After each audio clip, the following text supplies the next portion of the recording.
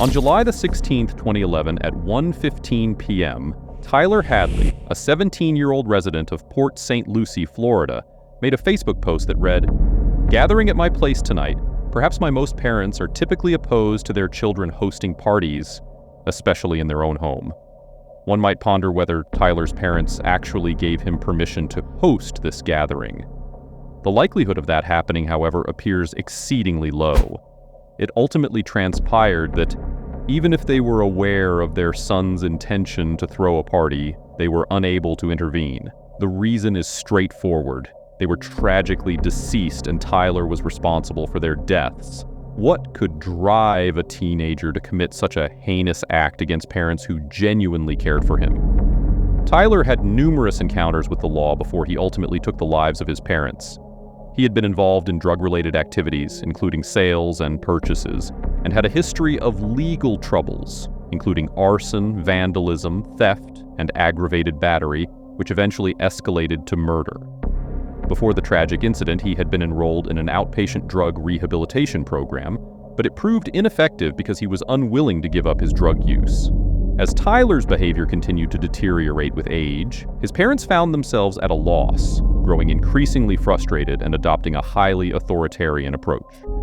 One evening, when Tyler returned home seemingly under the influence, his parents decided to take away his phone and car, which ignited Tyler's anger. He turned to his best friend, Michael Mandel, and expressed his belief that his parents had crossed a line, accusing them of excessive discipline. In a moment of frustration, he even mentioned a desire to harm his mother. Michael had known Tyler since they were young children and didn't think much of this statement. He attributed it to Tyler's frustration with his parents, understanding that they were exceptionally strict and demanding. Consequently, he dismissed it.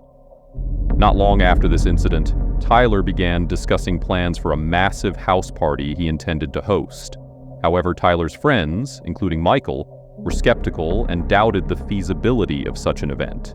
They believed it was impossible given Tyler's parents' strict nature and the fact that they seldom left town. Yet, each time someone questioned Tyler, he insisted that his parents wouldn't be present, assuring that they would never find out. At a certain point, Michael received a Facebook invitation to Tyler's extravagant house party, and he noticed that it had been sent to a vast number of people, extending far beyond their close-knit circle of friends to include complete strangers. What caught his attention on the Facebook invitation was a comment someone had posted on the wall inquiring, "Hey Tyler, what if your parents return home?" To this, Tyler replied, "They won't. Trust me." On the day of the party, Michael arrived at Tyler's house to find it teeming with a multitude of people, many of whom he didn't recognize, and he was fairly certain that Tyler didn't know them either. Upon entering, it became evident that the attendees cared little about the state of the house itself. They were scribbling on the walls, spilling drinks all over the floor, and leaving broken glass strewn about. People even raided the fridge without a second thought, showing no respect for the property. Strangely, Tyler didn't seem bothered by the chaos. Tyler's only moments of unease arose when he sensed that the party was growing too loud. He would occasionally approach people and request them to lower their voices to avoid alerting the neighbors, as he feared that noise complaints might lead to a visit from the police. Amid this raucous gathering, Tyler took Michael aside and whispered, "Hey, I need to tell you something. Come outside with me." Once outside, Tyler fixed his gaze on Michael and uttered the shocking words, "Mike, I killed my parents."